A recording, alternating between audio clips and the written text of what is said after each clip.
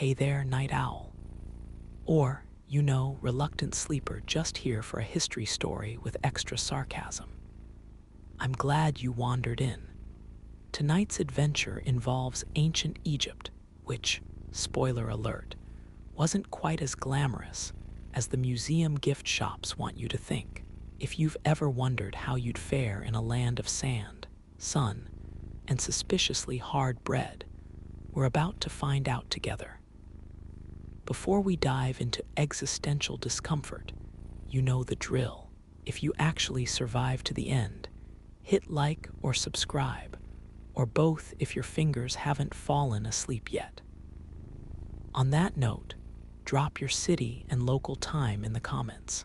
I love seeing who's listening from under a pile of blankets in Helsinki, or maybe just hiding from the sun in Melbourne. It's strangely comforting knowing we're all tired and curious at the same time. So dim the lights, snuggle in, maybe grab a warm drink or just clutch your pillow like you mean it. And let's ease into tonight's journey together. And here you are, not drifting off in your own bed, but jostled awake in the deep pre-dawn thump of ancient Egypt. There's no gentle alarm, no app with soft chimes, just the earliest spear of sunlight jabbing through a hole in the wall, announcing that your night is over whether you like it or not. Your mouth feels like you've just spent an hour chewing on old linen and sand, which, from the taste, isn't far off. The air presses on your skin, thick with Nile humidity, sweat already gluing your arms to your sides before you've moved an inch. And oh, your bed. Bed being such a generous word. There's no plush memory foam here, no cool pillow turning, just a straw mat with plenty of extra texture, hard lumps, random bits of weed, and a smell halfway between compost pile and horse, if you're lucky. If you roll over too quickly, you hear the little scrape of something. Was that a mouse? Or just the world's least welcome lizard scurrying for cover? Either way, you're reminded that solitude was never part of the deal. The straw beneath you shifts. Half the crinkle is the bedding. Half is a few persistent ants who have found better gigs here than out in the sun. Most mornings, your main bedfellow is a tiny mosquito that took a personal interest in your ear. Whatever your relationship status back home, tonight you're simply covered, literally, in unexpected friends. The room is dim, not cozy.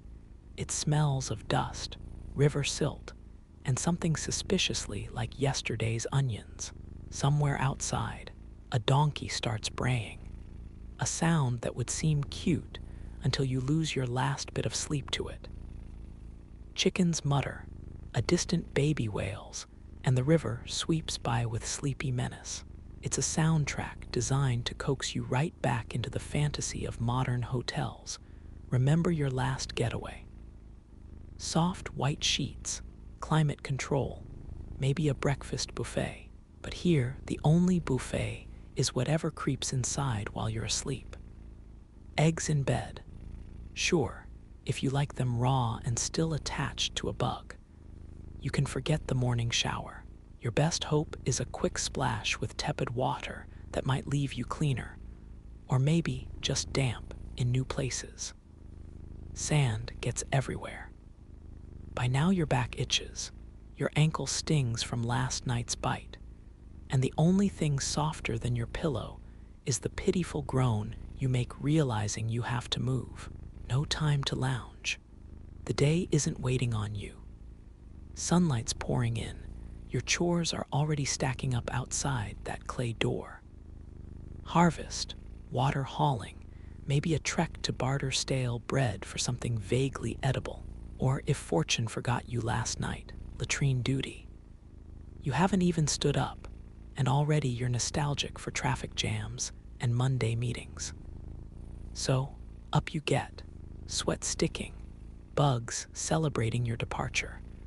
The whole ancient world ready to remind you just how much you'd rather be home, and that's just the first 5 minutes.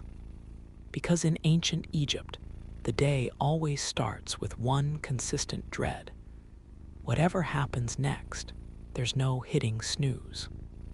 Congratulations, you've survived the opening act, and now it's time for ancient Egypt's answer to breakfast. Prepare yourself not to eat, but to attempt. The fantasy might involve golden platters, honeyed cakes, maybe a juicy fig on a silver dish if you're feeling ambitious. Sadly, your actual options look more like a dare. The centerpiece of your morning feast is bread, and the use of bread here is bold.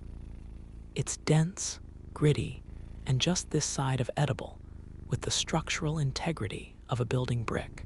No slices, just hunks you chisel from a communal loaf that's picked up a hint of smoke and perhaps, from the flavor, a little actual sand. There isn't a hint of butter, let alone avocado. If you want a spread, your choices are hope or the vague idea that maybe tomorrow will be better. The beverage situation is just as cheerful. Today's special, lukewarm beer, because water might kill you even faster, not the crisp, frothy pint you post about.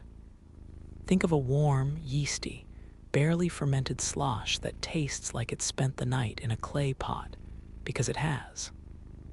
No barista here. You sip, or rather, brace yourself and gulp, because there's definitely something floating in there, and it's better not to look.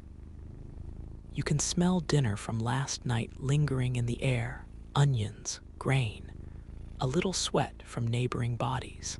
Nothing here would pass the sniff test in a modern kitchen. If you're lucky, the food's just stale. If not, well, let's just say ancient Egyptians knew a lot about stomach troubles. In fact, yesterday's bread could easily double as today's laxative. Food poisoning isn't an occasional mishap for a local peasant. It's practically a family tradition. You glance across the village and imagine, just for a moment, what's on the table in a wealthy house. Rumor says the rich are smearing figs and honey on soft, fresh bread, maybe even slicing up pigeon eggs for a protein boost. They dine in shade, sipping water with confidence, and probably don't think twice about using a spoon. Meanwhile, you're prying a beetle out of your breakfast with a piece of straw. No, there are no eggs, no fruit, nothing you could post with a cute filter or hashtag. If you crave anything like the familiar jam, cheese, maybe just a banana, well, you'd better start praying for reincarnation and forget about DoorDash. The nearest delivery is a tired uncle slapping fresh dirt off another loaf. You chew slowly, jaw working overtime, and remind yourself later, when you tour your blissfully sterile grocery store, to send up a little gratitude for every shrink-wrapped salad. Here, every meal carries a different kind of risk, and the morning's biggest mystery is, what should I eat? But rather, will this bread fight back? As you finish, still hungry and probably a little more humble, you glimpse the bright, relentless sky through a haze of dust and wonder who ever thought surviving in ancient Egypt was glamorous. Breakfast isn't a luxury. It's just your daily warm-up for whatever comes crawling or boiling next. Time to feel presentable, or at least less like you've spent the night rolling around in a barn with the livestock. The morning ritual starts with water, if you're lucky enough to have some left in the pot. No hot shower, no magic pressure, just a thin stream of chilly water you splash over your face and arms, hoping not to waste a single precious drop. Don't expect a soft towel either. Maybe you've got a fraying scrap of linen that's almost as rough as your own skin. For exfoliation, you can always use what's around. Sand. That's right, nobody invented a loofah. So you do what every resourceful ancient Egyptian does. Grab a bit of grit, rub it on, and call it clean. It's less spa day, more full-body sandpaper treatment. As for your hair, it gets a quick dousing, or more realistically, it just goes with yesterday's dust. Soap. Only if you're feeling extravagant, and it's not exactly chemical-free, more likely a hasty mixture of ash and animal fat. As you work away at the residue of a sweaty night, you wonder if maybe, just maybe, you're fighting a losing battle. Scents drift in from the street, cooking smoke, donkey sweat. Something faintly floral if someone nearby has managed to snag some cheap oil for a homebrew perfume. But for most people, the best you can do is a dab of crushed herbs, or, if you want to splurge, some sour-sweet resin. Ancient deodorant is less fresh breeze, more mask and hope for the best. The truth is, every person you meet in this world is playing the same game. Try not to outstink the next guy, fail, and repeat tomorrow. Comforting in a weird way. Here, body odor is just the human condition. The only fresh thing about you is your own stubborn optimism.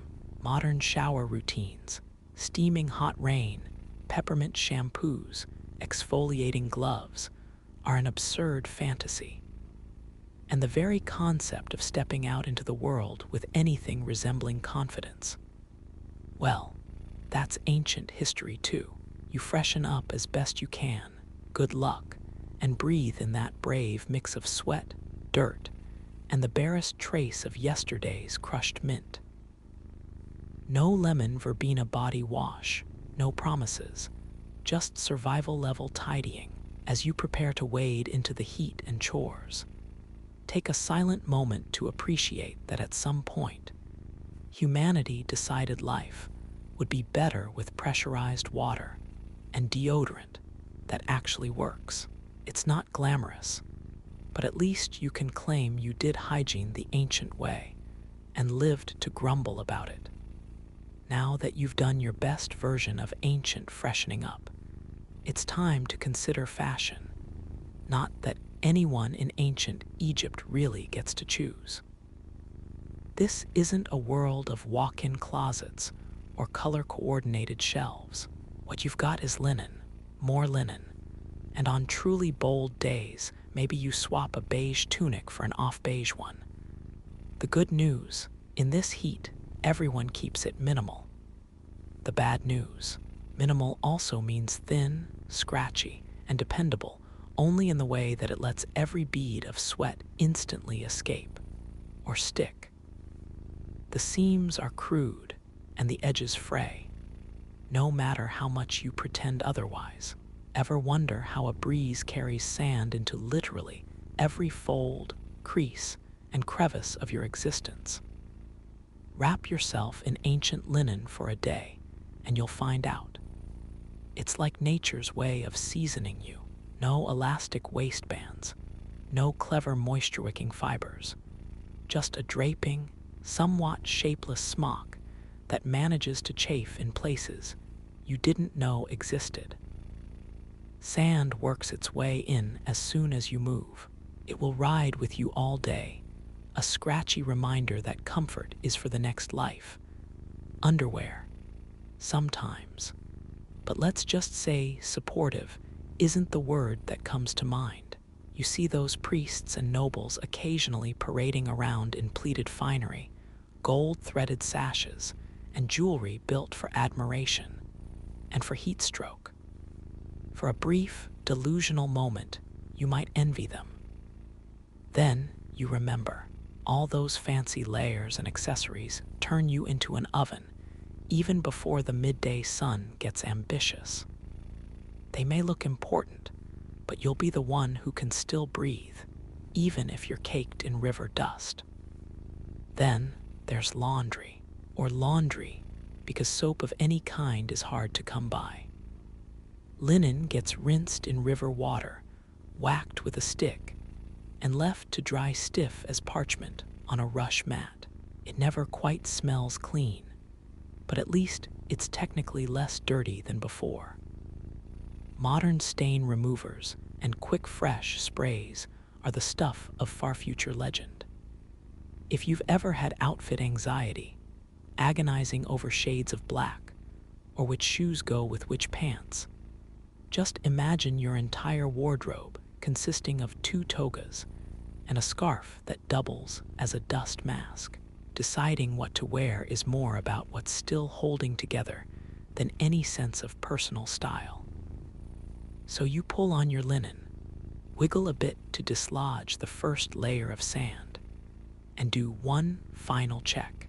Skirt S not tucked into itself, head S not exposed to the glare, dignity more or less intact. With any luck, you'll only have to redust yourself a few dozen times before sunset. No laundry hacks, no clever fixes, just you, your linen, and more sand than you thought possible. Whoever said fashion is pain clearly did their time in ancient Egypt. You're dressed more or less, so it's time for that cherished part of the ancient day, going to work. Forget everything you've ever read about sacred wisdom and building pyramids for the glory of eternity. It's mostly toil, sweat, and somehow even more sand than before. If you're a farm hand, you're out in the fields before the sun has properly risen, pushing a primitive plow that's about as comfortable to grip as a sack of porcupines. Each furrow you turn is a negotiation between your aching back and the stubborn earth, which doesn't care about your dreams or spine. Ergonomics, that's not even a word. Repetitive strain injuries are standard, and the only thing adjusting your posture are the blisters forming faster than you can blink. If you're on a construction crew, congratulations. The tools are heavier, the supervisor's louder, and the schedule is, well, let's call it aggressive. Your job description is, move big rocks until told otherwise. The foreman looks at you the way a hawk eyes a rabbit, all silent judgment and a healthy suspicion you might be slacking. The noise is constant, shouts, banging, the clack of stone against wood, and every now and then, the dull thud that means someone's hopes or foot have just been crushed. And it's all happening under a sun so relentless it feels personal. Sweat drips into your eyes, stinging almost as much as the glare bouncing off every surface. Water breaks, only if you can outpace the taskmaster's scowl. There's no mid-morning coffee, just the occasional urge to collapse in the tiny patch of shade you risked your life to find. Let's not forget the wildlife.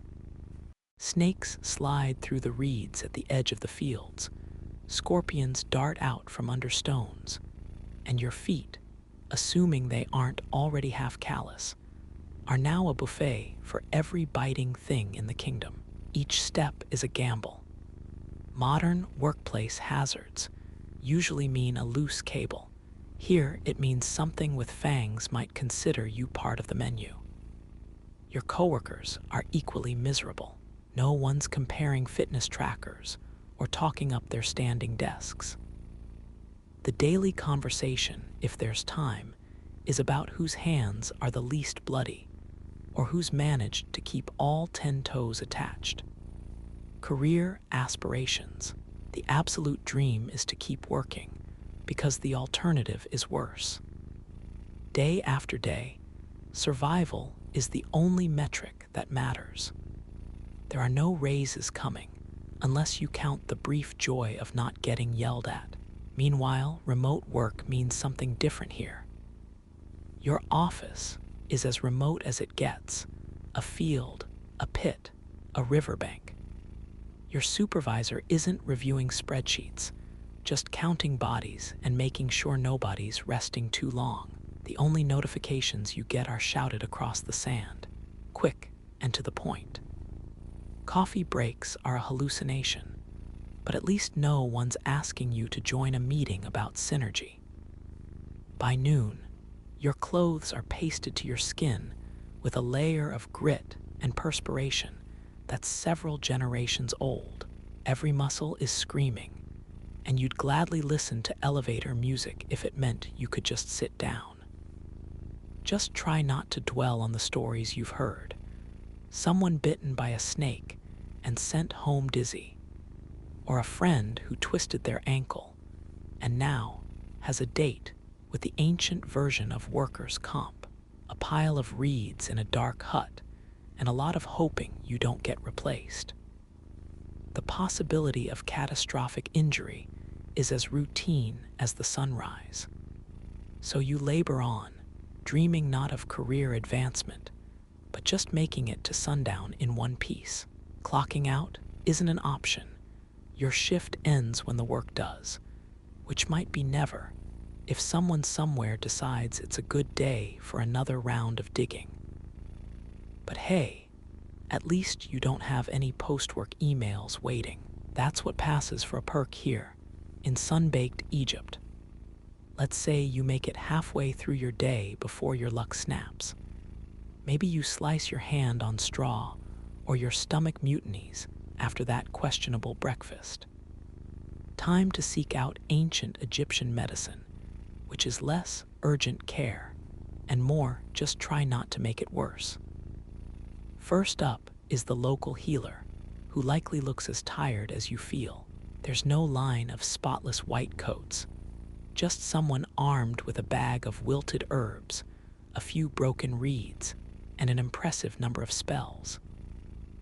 Got a blister? Here's a gritty smear of honey and maybe a dab of crushed garlic, straight onto the wound, of course, because why not combine pain with fragrance? Your best hope is that it keeps the flies away. For sunburn, you get a paste of old oil and animal fat, guaranteed to leave you greasy and still very much burnt, but now attractively shiny to passing insects. Did you actually manage a cut? Forget any dreamy thoughts of antiseptic or adhesive bandages. Out comes the linen scrap, possibly laundered, possibly not, and someone mumbles a magical phrase, because nothing says wound care like a heartfelt chant. Bonus points if a neighbor suggests a crocodile dung poultice, because apparently ancient wisdom means trying everything once and regretting it forever. If you're nauseous, the trusted remedy is a broth of wild herbs that tastes as comforting as it looks. So, not at all. Occasionally, your well-meaning friend sidles over with advice. Maybe wear an amulet in your armpit, recite a protection spell backwards, or swallow a few dried pea flowers. Oddly, none of this produces immediate relief. You're stuck in a world where a leech is a prescription, and the best treatment for most things is wait and see, preferably while chanting. Surgical options exist, apparently, but the tools are carved from bone, and the anesthesia is the healer's distraction. Look, a falcon, followed by a swift yank. It's about now that you remember with longing the concept of a Band-Aid. Imagine, small, sterile, slightly sticky, or maybe just antiseptic in a neat plastic bottle and not, say, goat spit. Modern medicine is another mythical dream shimmering on the desert horizon. As you hobble away, freshly wrapped in herbs and ancient optimism, you're left to ponder how many problems people must have simply waited out. Most remedies feel like superstition with a side of inconvenience. You squirm, imagining the last person who actually survived a crocodile dung treatment, and decide that whatever you do next, it probably won't involve telling anyone you scraped your knee. Sometimes in ancient Egypt, good luck really is the best prescription. The sun finally starts to dip, and the world tilts from harsh and blinding to just humid and smoky. Work is over, at least until someone remembers another chore, and your reward is the promise of a little free time. Notice the quotes. Evening in ancient Egypt doesn't mean slipping into pajamas and queuing up your favorite show. It means smoky oil lamps guttering in corners, filling the small, stuffy space with the kind of aroma you only get from burning something you'd never cook with. The air hangs heavy and sweet with a hint of burnt flax and the constant background drone of insects who, apparently, never clock out. There's chatter, low, tired, sometimes spiced with laughter, as families crowd together, knee to knee, sharing what small stories the day squeezed out. You might listen to a tale about a mischievous god or a neighbor's persistent goat. Sometimes, someone pulls out a handmade board game, throwing little pebbles, moving carved sticks, the ancient equivalent of Monopoly, but with fewer real estate options and even more arguments. With luck, there's a scrap of music. A brother scratches at a one-stringed lute, a cousin beats rhythm on a turned pot. It's charming if you like your tunes a bit off-key and your lyrics ancient and repetitive. Occasionally, someone tries a ball toss with a stuffed rag, stepping carefully around wandering chickens. Entertainment is collaborative. The more the merrier, or at least the louder. No screens, no internet, no solitary scrolling until your eyes glaze. Privacy. Don't make yourself laugh. Every emotional outburst, every bad attempt at singing, every quiet sigh is shared by everyone in the room, and probably the livestock, too. Your me time consists of fading into the background and pretending you're deeply invested in polishing a wooden spoon. Of course, you might miss zoning out to endless cat videos or muting group chats with a swipe. Here, if you want to escape, your best option is pretending to listen very, very intently to the latest story about a neighbor's missing sandal. Ancient boredom is a slow, sticky thing. Nobody's blasting through notifications, just waiting for the next decent distraction. Still, there's something almost pleasant about it after the day you've had. Even if you're swatting at bugs and wishing for another universe's playlist, there's a simple comfort in sharing the slow roll towards sleep. Smiles are rare enough to mean something, and the rhythm of a distant flute mixed with cattle grumbling is, technically, music. Downtime isn't glamorous, but it is universal.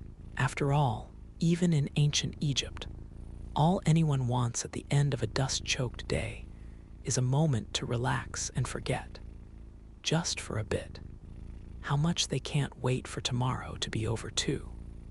Night falls hard, and after a day that felt 3 times longer than it should have, you'd think sleep would be simple. If only. Your mat, which looked thin this morning, now feels impossibly lumpier. Every angle finds a new way to dig into your back.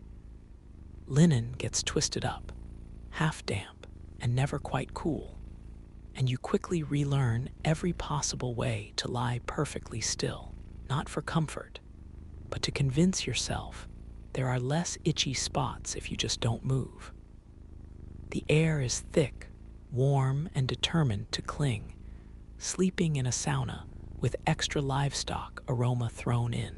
Somewhere in the gloom, you hear the low bleating of a disgruntled goat, the distant scuffle of neighbors who apparently don't require rest, and the inevitable buzzing of winged tormentors. Any hope you had of a peaceful night is outnumbered by bugs. They return with more energy than you can muster at midnight, each one convinced your face is the place to be. You close your eyes and let your imagination drift, not to adventure or romance, but to cold memory foam pillows, clean cotton sheets, and blackout curtains that actually work. There's a ghost of a breeze through the window, which is frustratingly close, but never enough. The outside noise ebbs and flows, feet shuffling by, a baby's brief wail, someone calling out to a missing dog. You get all of the ambience and none of the relaxation. Most of all, you dream of options. There's no nightly routine of herbal tea, no meditation app. You just lie there, absolutely spent, knowing that any fantasies of luxury bedding are another thing for the next life, or, at best, for the nearest pharaoh. Every little movement brings a new squeak from the mat, and your persistent roommates, the bugs, find you again for round 2. Sometimes you're lucky enough to catch a bit of sleep before sunrise, but more often, it's a patchwork, dozing, waking, itching, groaning, then starting over. When sleep finally does come, it's heavy and unsettled, with the constant knowledge that the tiniest shaft of light in the morning will pull you back into exactly the same cycle. No gentle alarm, no snooze, no mercy. You'll rise to the same gritty pillow, sweat-soaked linen, and another sandy sunrise. As you lie there, somewhere between exhaustion and defeat, it's a good moment to savor whatever pillow, sheet, or mattress is under you right now. Maybe send a silent thank you to whoever invented blackout curtains, and feel a tiny, smug burst of gratitude for bedtime routines that don't involve dodging lizards or listening to goats. In ancient Egypt, comfort was for the afterlife, so be extra kind to your present-day pillow tonight. So after your dusty, sunburned detour through ancient Egypt, surviving on crumbly bread, evading rogue insects, and learning just how little linen can do, you've made it back to the present with all your toes and at least some dignity. Makes you almost giddy thinking about clean showers, decent coffee, and streaming cat videos, doesn't it? If nothing else, tonight's story is a gentle nudge to thank the universe for body wash, air conditioning, and a pillow that's never been chewed by anything larger than a dust mite. I hope this little misadventure made you smile and maybe look at your soft bed with fresh appreciation. Rest easy, no stray goats, no 4 a.m. heatwave, and not a grain of sand in sight. Thanks for listening, and good night.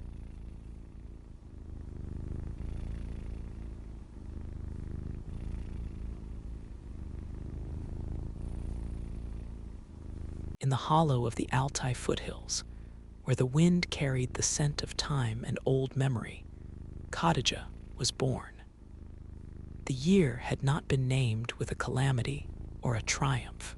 Her coming marked only a season of abundant grass and lambs, beneath the wide blue vault of sky that would, from the first, become both ceiling and compass to her young senses. She arrived in the dark hour before dawn, wrapped in felt, her cries mingling with the lowing of cattle and her mother's soft, bone-weary laughter.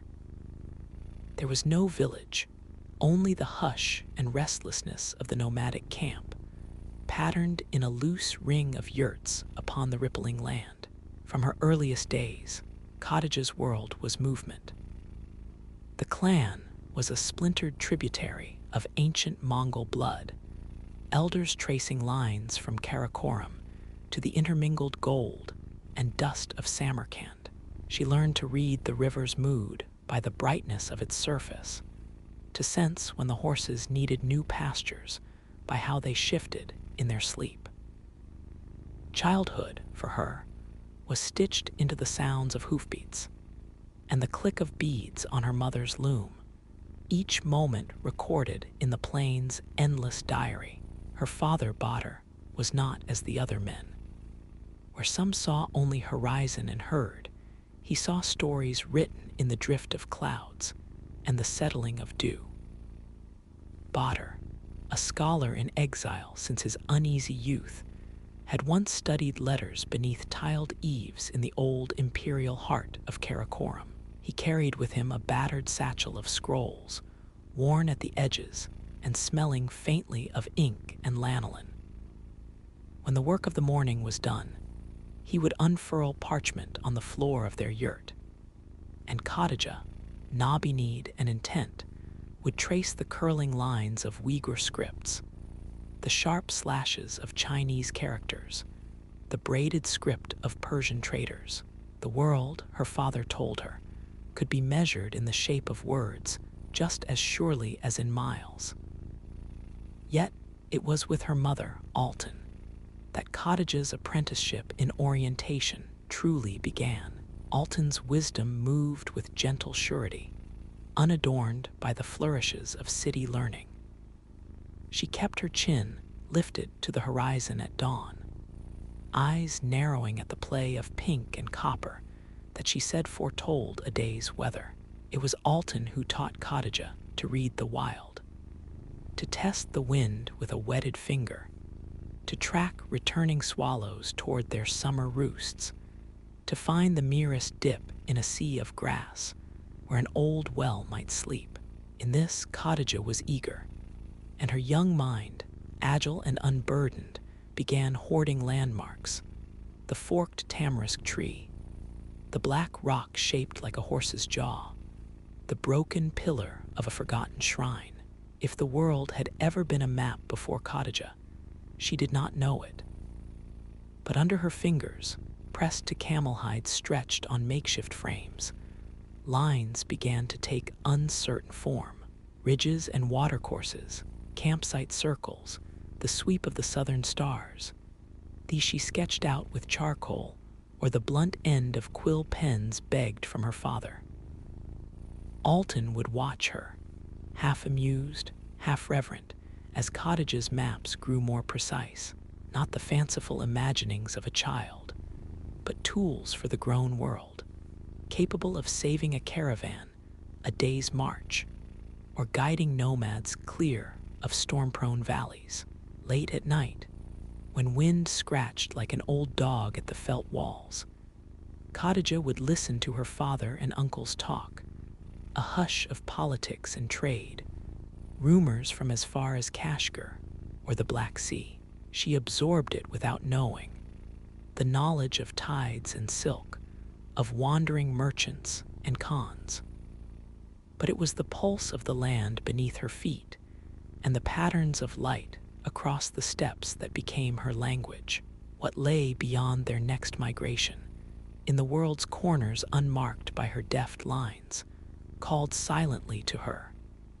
Her apprenticeship, she sensed, was only at its beginning.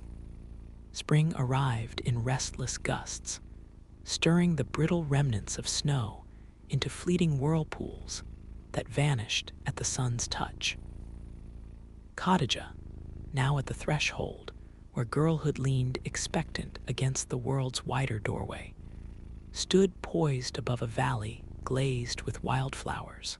The clan's herds had grown fat over winter. Stories had filtered in with dust-caked travelers about a caravan needing guides across the southern arc of the old Silk Road. To Khadija, the proposition gleamed with the promise of the unknown and of testing all she had quietly learned beneath her family's sky. Preparations unfolded in solemn rhythm: camels loaded with parcels, horses shod anew, yurts dismantled and folded, each wooden strut and stitched panel bearing the smoke of countless hearths. The scent of dried apricots mingled with the sharper tang of wool. Her mother hummed, folding scarves around Khadija's slender neck, blessing her with words half whisper, half prayer. The clan would split, some following familiar pastures. Others, led by Khadija's father, would become temporary shadows trailing the intricate, half-imagined roads that laced continents. Their column of travelers moved with patient intent, pressing eastward where the prairie blurred into stony ridges and salt-tasting rivers. Khadija rode astride Smaragd, her gray mare tossing her mane as though impatient to outrace the horizon. By day, the world unspooled with a grandeur that no map could fully hold.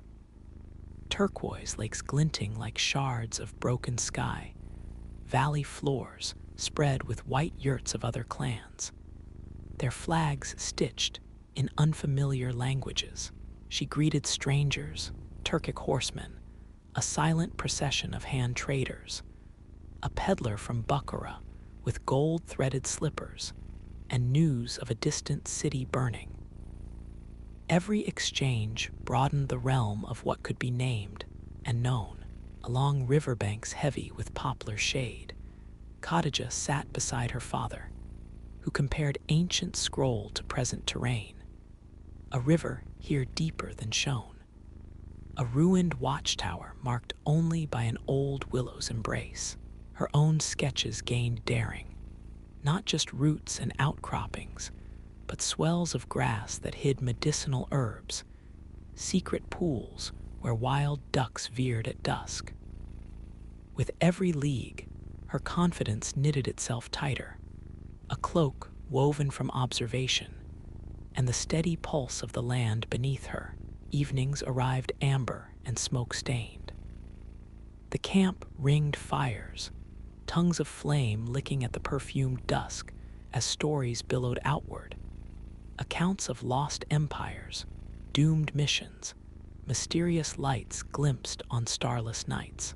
To Khadija, the Silk Road unveiled itself as less a fixed track than a shifting corridor of rumor and possibility. Sometimes a merchant would produce salt from the Aral Sea. Another time, a musician would coax ragged tunes from a battered lute. The notes lingering long after sleep claimed the others. She learned to ride the silence between strangers' words, to judge when hospitality might cloak menace, and to listen for the undertones of deals struck in half-light. Yet hardships, too, folded themselves into the journey's fabric. A storm of sleet sheared across the steppe one night, collapsing tents and scattering precious belongings to the indifferent wind. For 3 days, they wandered nearly blind, compasses untrustworthy, the world reduced to a bruised grayness. Khadija felt the sharp tremor of fear in her chest, but she steadied herself with rituals learned from her mother. Counting intentional breaths, tracing the sky's pale strip at dawn, repeating to herself the names of places they still remembered. When the sun returned, it did so with an indifferent brilliance. In its light, the survivors found each other again, and pressed onward with a tempered humility. With each crossing, over mountain passes veiled in persistent mist, through valleys where ancient stones bore faint runes, Khadija became more attuned to the invisible architecture of trust and suspicion that governed life along the Silk Road. There were moments when she wondered whether her family's old place among the pastures was fading behind her, and if the road itself was making a new kind of claim, not merely over distance or trade, but over the shape of who she would become, tasked halfway between mapmaker and memories keeper. The journey did not just reveal the world. It transformed the one who dared to trace its uncertain lines. As summer's edge unraveled into a heat that flattened the distant hills, the caravan's progress brought them deeper into corridors of uncertainty. The old markers, reliable trading posts, groves of tamarisk that once promised safety, now bore the signs of disturbance. Where Khadija remembered the hum of easy barter or the slow, sunlit weaving of baskets, she now found only silence or wary, hurried withdrawal. The Silk Road, venerable and long woven from fragile trust, was shifting beneath the caravan's measured pace. Another kind of movement gathered, less visible, but infinitely more perilous.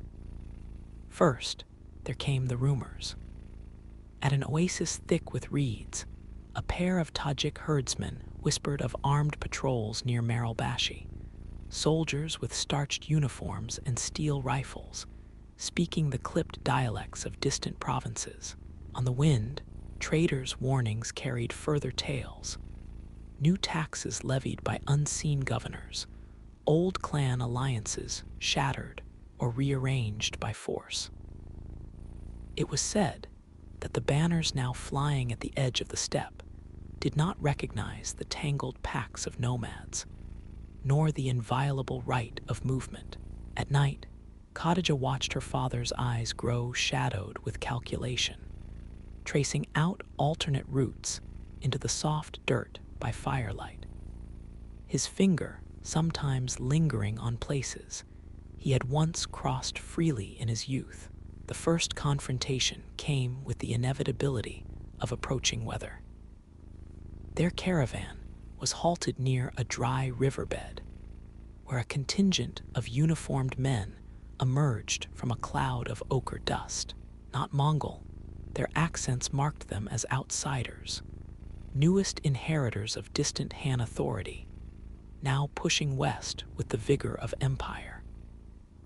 Their leader, narrow-eyed and unsmiling beneath a red silk standard, named regulations that blistered the tongue, permits required for passage, tariffs set in cold amounts, the right to search and seize with or without cause. Khadija, following as her father parleyed in a measured voice, felt the contours of the old world shrink.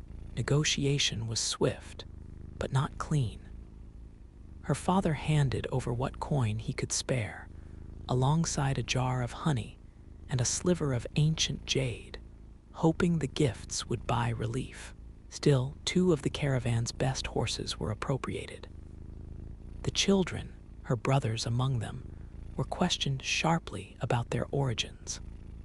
When at last the soldiers moved on, their passage marked by churned-up footprints and wary silence, the camels stirred restlessly, and mothers drew their scarves tightly against the day's fading sun.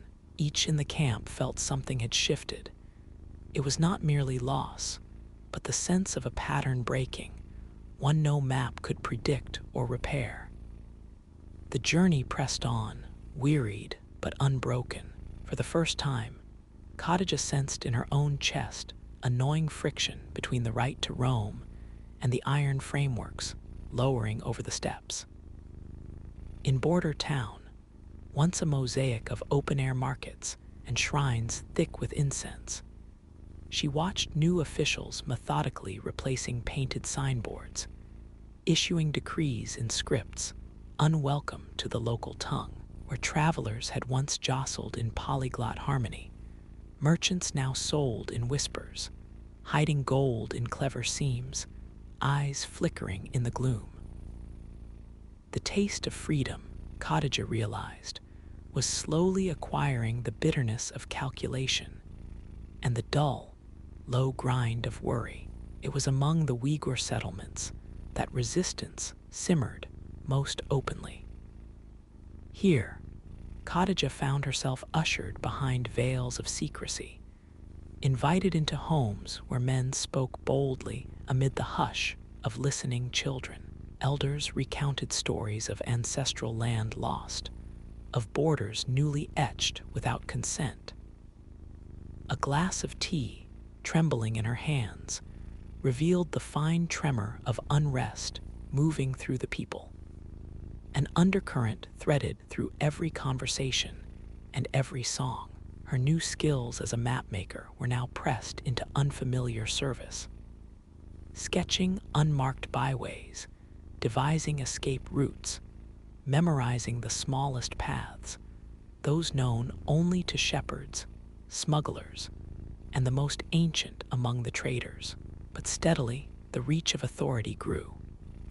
Soldiers reappeared at inopportune intervals, their demands newly emboldened.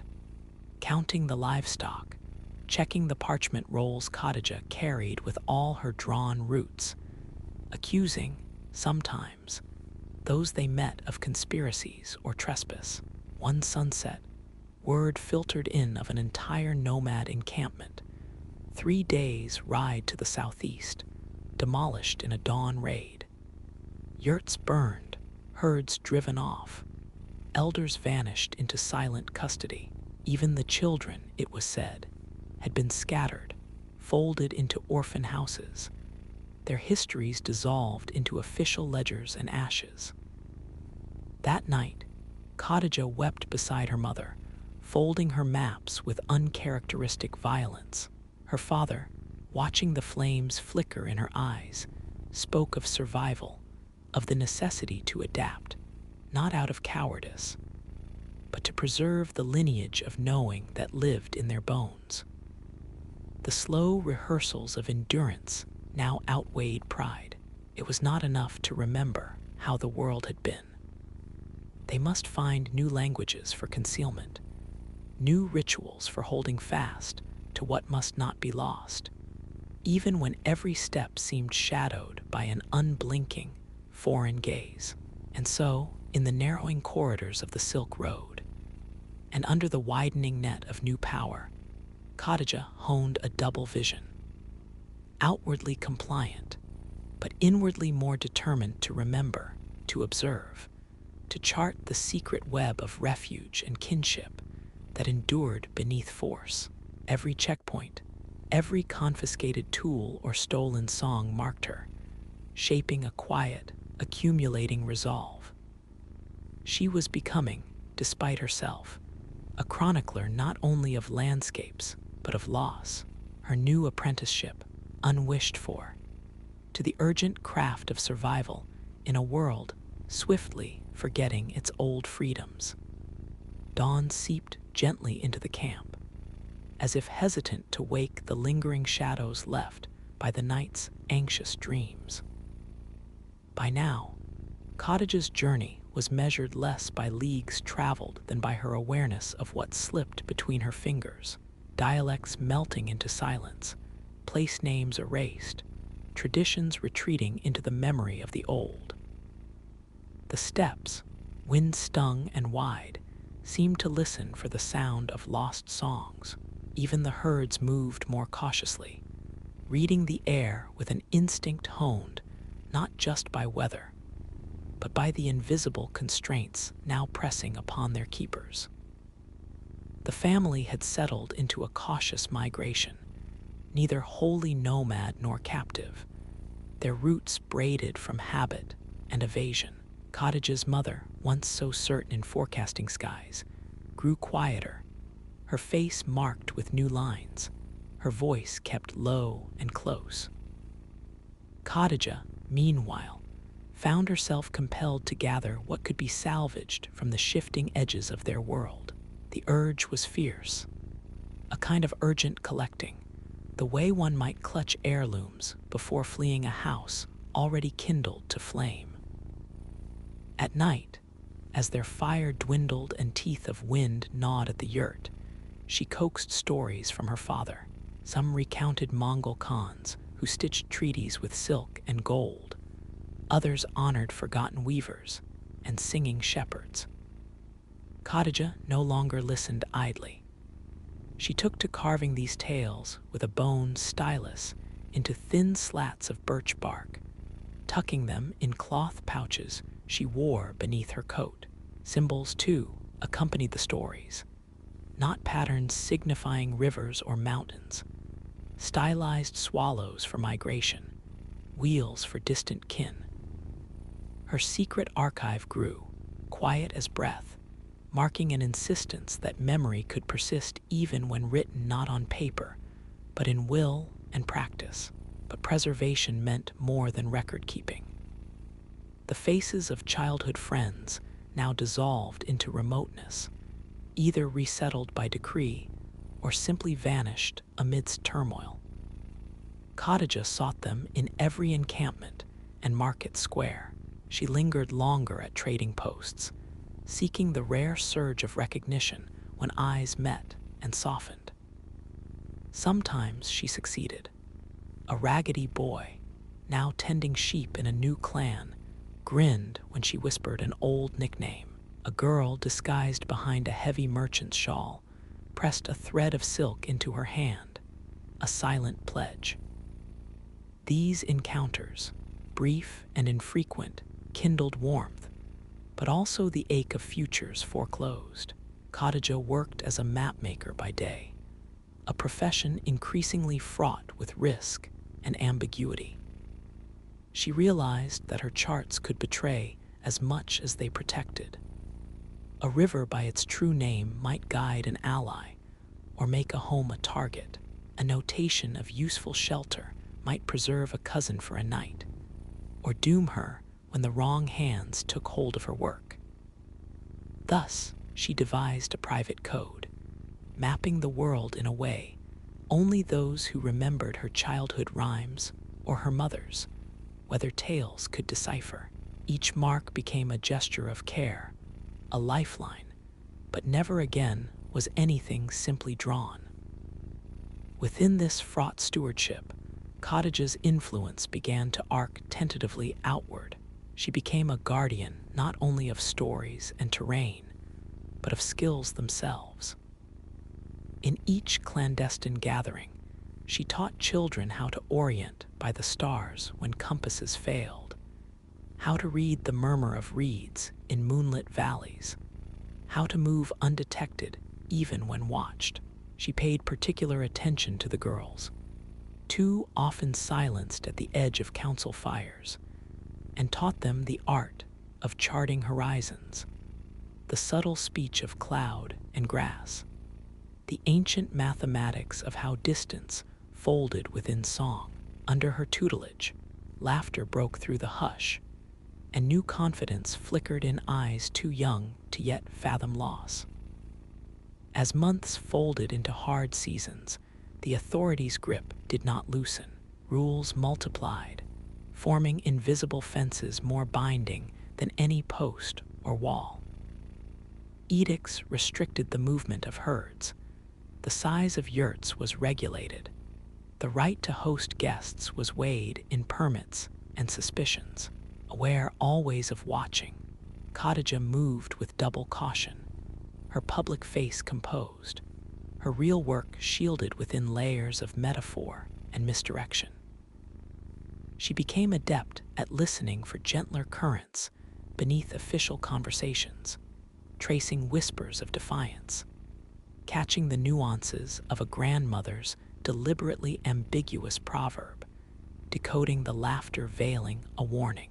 She understood that preservation did not reside in open defiance, but in the deliberate, recursive weaving of identity beneath the surface of recognized forms.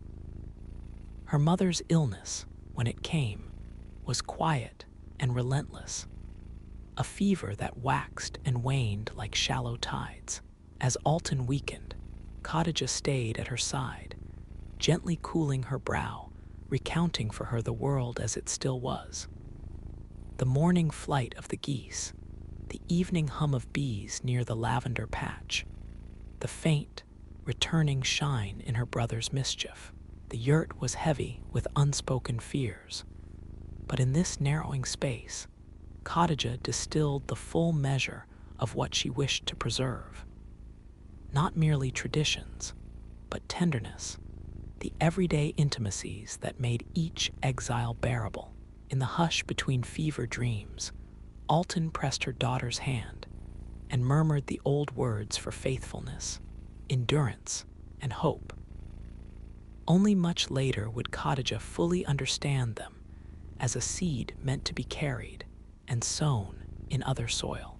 After her mother's burial, performed under the mutable eyes of both kin and informants, Khadija felt the weight of inheritance more than ever. She returned to her record-keeping with renewed purpose, infusing the maps and stories she crafted with longing and resolve. Her work was now a filament running through the dusklit landscape, connecting pockets of memory, resistance, and hope. Among the survivors, she became something of a legend, variously called map thief, memory keeper, or simply the last nomad. Caravans passing under the hush of starlit skies sometimes spoke in guarded tones of the woman, whose knowledge drew invisible threads across the land. eluding the nets cast by men who had never learned to read either cloud or sorrow. Each act of preservation for Khadija was thus an act of renewal, a gesture against the erasures descending on her world. She came to see that her task was not to mourn an irretrievable past, but to tend the fire of a living legacy, carefully feeding it with each small act of remembrance, each fragment shared, each skill entrusted to the next generation. The Silk Road itself, once a corridor of commerce and conquest, had become for her a subtle, ceaseless classroom, a place where identity could hide like springs beneath stone, awaiting the rain. Where others saw only vanishing, Khadija learned to see seed and echo, a continuity born not of unbroken line, but of patient, stubborn renewal. And in that quiet persistence, she mapped out a future even the strongest winds could not fully erase. The years moved quietly through the steppe, smoothing the sharp lines of struggle into the hush of persistence. To outside eyes, Khadija's life took the shape of routine. Mornings spent tending to meager livestock, days weaving between clusters of travelers and wary neighbors, evenings folding into the gentle labor of storytelling and charting. Yet beneath these visible gestures, a private current of astonishment continued, an unspoken awe that anything remained at all under the weight of so much forgetting. It was deep in the last autumn of her youth, with the steppes burnished gold and the scent of cedar smoke rising from distant camps, that Khadija encountered the stranger. He came, a scholar from the coast, murmured the rumors, with bundles of books and questions as soft and persistent as mist. Unlike the officials or chroniclers before him, he carried no writ of authority, but lingered at the fire with eyes that studied more than they interrogated. He asked about roots thought extinguished by time, the vanished craft of reading wind, or the logic of a woven border. Khadija, wary at first, answered with care, but as the weeks passed, she allowed herself to unspool memory, to conjure names and patterns nearly lost. The visitor listened, recording each word, each improvisation, in fine script, as though their recital shaped the possibility of a future retelling. Through these conversations, Khadija found herself sifting the store of her own remembrances, a task both loving and painful.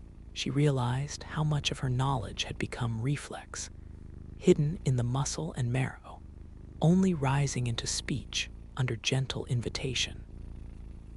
Maps that once lived as cryptic sigils in birch slats, or the guided arc of her hand, began to resolve, under the visitor's questioning, into a nested logic. Suddenly, she glimpsed the silk thread, connecting her father's ancient scrolls to the games of her childhood, the encoded trails she'd built for orphans, the starlit gatherings where hope clothed itself in secret laughter. The legacy she bore was not solitary. It grew in the space between voices, as fragile and necessary as dawn. Under the open sky, as the year's last migrating birds disappeared westward, Khadija found a subtle transformation within herself. For so long, she had held preservation as an urgent shelter against erasure, each piece of memory hidden, dispersed, or disguised. Now, with the witness of another who honored her ordinary knowing, she tasted a gentler freedom, to trust that the trace of her people might endure, not because it resisted every closure, but because it adapted its own boundaries and let in new vision. She saw that the act of remembering could be as much about inviting as keeping, about laying maps that others might read, even if their language or longing was new. In the serenity of later years, Khadijah's gaze shifted naturally from the granular details of route and ritual toward their wider shape. What remained when so much had gone? Not the comfort of return, but a fabric woven from adaptation, a life insisted upon, quietly remade each season.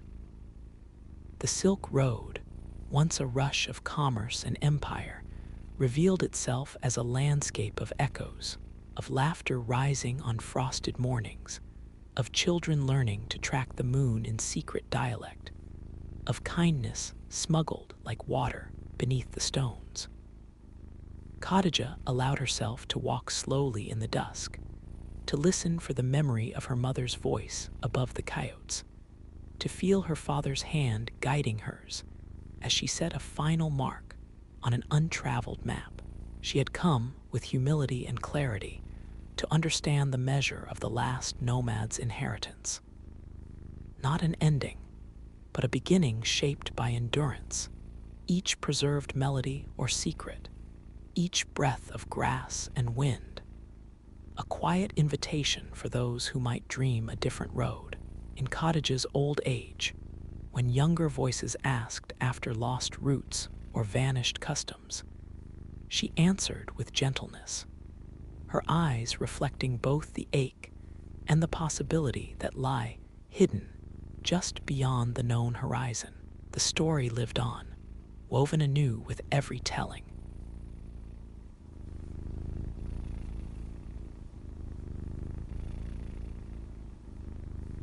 Night in the heart of the Sahara presses close, its immensity heavy and its silence charged. The wind settles, drawing a sable veil across shifting dunes that glow faintly beneath scattered, ancient stars.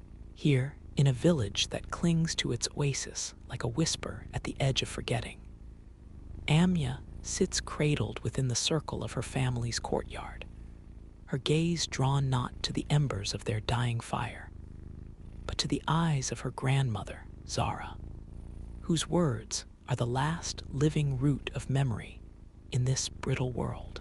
Zara's voice is low, worn smooth with retelling. There was once a lantern, she begins, her fingers tracing the lined maps of her own hands, unlike any other buried beneath the sands, born from the tears of the sky when the earth was young and the rivers still ran. They say its flame calls water from stone and hope from emptiness. Her tone threads the dusk with mystery, stirring even the shaded corners of their home with the possibility of the miraculous. Each word knits itself into Amya, as surely as the wind braids the dunes anew each day. She listens, half believing, half hungry for belief, because the oasis is dying. Every year, the gardens withdraw. Brittle palms lean over shrinking pools where once fish darted, now gathering dust. The well's water, drawn through the patient labor of her father and brothers, runs shallow and bitter. When the clouds pass, fat and promising, nothing falls. Only light and shadow chase endlessly over the sea of sand. Tonight, Zara's story lingers differently. It is not simply the tale of a magical object lost in legend, but a secret her grandmother seems, for the first time, ready to entrust. Amya's heart tightens with a fragile sense of duty, childish dreams pressing against the thin fabric of reality. Around them, the other children have drifted into restless sleep. Mothers murmur softly, and the men polish their tools. But Amya sits motionless, breath held in the hush before revelation. Zara's hands, thin but steady, slide beneath her woven shawl. From the folds emerges a fragment of parchment, delicate as an insect's wing, etched with faded script and geometric designs, whose significance has resisted the desert's forgetting. Your great-grandfather believed this map would one day be needed, Zara says, passing it gently to Amya. The corners flutter in the dry air as she unfolds it, revealing a confusion of lines converging at a mark, an ancient sign for water. The lantern was said to guard the greatest of the hidden aquifers. Where its light shines, wells rise from beneath the sand, and all things living return. For a long moment, Amya's fingers rest on the map, following the inked veining across imagined landscapes. A lantern, a map, a dying oasis. Her destiny clatters together quietly between them.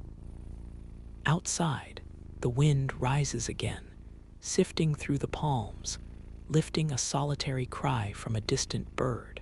The village breathes in time with the darkness, slow, uncertain, yet enduring. Amya's gaze lifts to the horizon, where the dunes blur in silvered shadow. She sees not only desolation, but the possibility of green, of water pulsing deep beneath, of a future made from old stories and unbroken hope. If the legend is true, then within the hollows of history and sand there remains a gift for the one bold enough to believe and to search. She wonders if she might become its seeker, if her steps might one day measure the distance between loss and renewal. Dawn seems impossibly far, yet the night, thick with memory and longing, feels less empty than before. Somewhere beyond the reach of their fire, Amya senses the world shifting, old promises stirring beneath her feet, and above, the silent patience of stars, eternal witnesses to both folly and faith. She folds the map into her tunic, her pulse a quiet companion to the hush of her grandmother's gaze, and promises, wordlessly, to not let the story wither as the water has. Thus begins the quiet turning of fate, one soul carrying the last lantern story into the waking day, her small hands trembling with the weight and wonder of what might yet be reclaimed. When the sky surrenders at last to the thin gold of morning, the dunes emerge, no longer spectral, but weighty, carved by shadows, their undulations like the slow breathing of a creature older than myth. Amya wakes before the others, the swept courtyard still cool beneath her feet, and clutches the fragile map within her tunic. The memory of her grandmother's voice is fresh, but it is the hush between words that lingers, a silence made of both promise and demand. She moves along the lanes of the settlement, low walls built of sun-bleached stone, roofs that sigh beneath their own age. Few now wander before the day's heat asserts its dominion. The song of the oasis has waned, the air tastes of dust, and a faint bitterness that settles on the tongue. Occasionally, Amya glimpses old men at prayer or mothers, carrying water jars whose burdens have grown heavy as memory. She meets their gazes with the seriousness of a promise, feeling the invisible weight of expectation. By the well, she kneels and studies its rim, worn smooth by decades of hands. The water's surface is dull, reflecting only a pale slice of sky. She dips in her hands out of habit, feeling the coolness tug at her wrists, half expecting some secret to rise up from the depths. Yet nothing stirs but the echo of loneliness, and so she sits, unrolling the map again. The lines are intricate, twisting like ancient roots, and the symbols, crescent, star, the squared spiral of a hidden spring, hold mysteries she strains to decipher. Jar's wisdom is present in the brushstrokes, a puzzle constructed out of longing and old geography. As the sun climbs, Amya withdraws to the shade of a lone acacia, its branches trembling with the weight of a single drowsy bird. Desert air, restless and hot, slides through the gaps in the leaves, carrying distant voices, children playing, a merchant's low call, the uneven rhythm of a carpenter's hammer. Yet beneath these familiar sounds, another layer emerges, a whisper at the edge of perception, quieter than wind, older than her grandmother's stories. She closes her eyes and listens.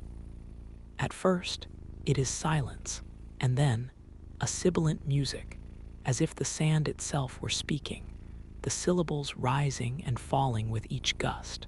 Follow the old paths, it murmurs, or so she imagines. Where shadow endures, life remains. Her heart jumps in its small cage. She wonders if what she hears is merely her longing blending with the patterns of the wind, or if the past truly presses its voice against the threshold of the present. Later, she seeks out Hakim, the settlement's last water diviner, a man with a face like carved date wood who walks with the aid of an ivory staff. He possesses an uncanny sense for the desert's moods, as if he listens with feet and hands, not merely ears. He greets Amya with a measured nod, his eyes resting a moment on the tattered edge of her map. She shows it to him, watching his expression shift slowly, recognition mingled with caution. This is no ordinary legend, Hakim murmurs, tracing a calloused finger along the old marks. The lantern was a sign, yes, a light for caravans, a promise to the dying. But the desert is always changing. Even the greatest maps forget as the dunes move. What was once oasis can become grave. Remember, the sand keeps its secrets until it no longer needs them. Her determination flickers, but does not fade. Hakim speaks as the desert itself, hard, patient, never betraying possibility too easily. He teaches her the meaning of two of the symbols. Where a line breaks and resumes, it marks a place where water once surfaced, now buried deep but not unrecoverable. Where a spiral intersects a crescent, a well's mouth was carved by her ancestor's hand. These signs, half erased, might yet guide her, if she listens as he has learned to do. Evening falls, drawn in on burning winds, the desert's skin rippling bronze and violet. Amya walks home, the map pressed to her chest, Hakim's words threading through her thoughts. Though her doubts have deepened, could the legend truly lead to water to renewal? Her hope has grown more deliberate, less a whim and more a vow. In her dreams that night, she sees the lantern alight on a distant ridge, its flame neither fire nor sun, but the glimmer of generations refusing to vanish. She wakes with the sand's whisper still curling through her soul, and with it, an unspoken assurance that the search must begin. At first light, a new resolve threads Amya's every movement. In the fragile hush before dawn, she prepares, binding her hair beneath a faded scarf, gathering the map, a gourd of water, and a small tin lamp, battered and empty, but precious all the same. She does not say goodbye. Words before journeys become burdens, and she prefers silence's favor. The vault of the sky is cool and blue, a wavering threshold between night's secrets and day's challenges. Leaving the sinking oasis behind, Amya moves out past the boundary of palmetto and brush, where the world resolves itself into pure simplicity. Pale sky above, endless sand below, horizons thinned by heat and time. Each step presses a shallow imprint in the crust of salt and dust, ephemeral as hope. The dunes swell on every side, ribbed and immense, but she walks with care, choosing her path by the sun's angle and the notations on her great-grandfather's map. The desert is not empty. It speaks quietly through the bones of lizard tracks, the hush of wind disturbing half-buried stones, the rare jubilance of a desert bloom springing from some remembered rain.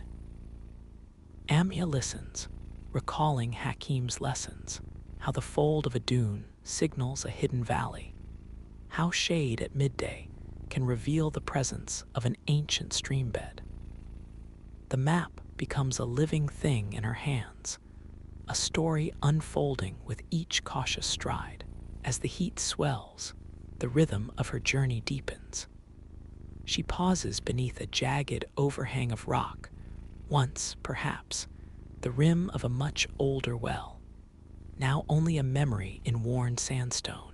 Here, the map claims there should be water hidden beneath, a subtle tapered mark, a crescent overlaid by a star.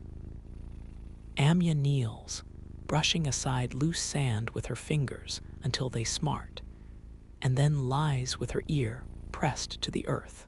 There is only the steady drum of her heartbeat and a distant, impossible memory of water. She marks the spot with a stone, a silent pledge to return when her quest is more certain. Through midday, the sun lays a heavy hand on her neck and shoulders. She draws the last swallows from her gourd, watches small insects tumble by, marvels at the patience of the world around her. Hunger is a distant thing. What matters is the shifting pattern of signs, a cluster of stones, a line of vanishing green where a root fights towards some remembered spring.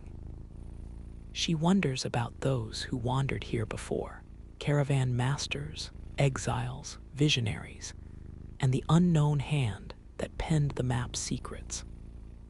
She senses their silent presence just behind the curtain of time, their stories as fragile as the crust that breaks beneath her step.